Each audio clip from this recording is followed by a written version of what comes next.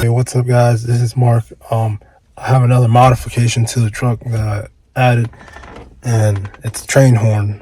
And I got it, the train horn I got is a 3-chime, it's 120 PSI, and it's mounted back here under the truck.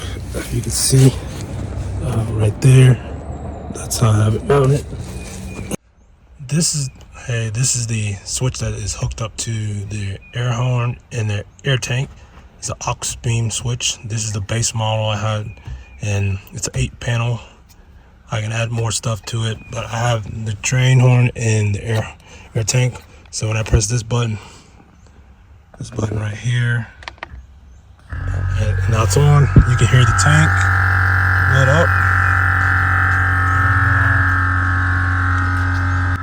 It's still going as we still speak, and it's pretty loud. It's loud as all get out. But yeah, that's really it that I've done in the truck. Aux beam switch is right here. It's pretty cool. Yeah, that's all for the video. Train horn, the whole train horn was $200. It comes with everything in the wiring kit, and the aux beam switch from Amazon was like $88.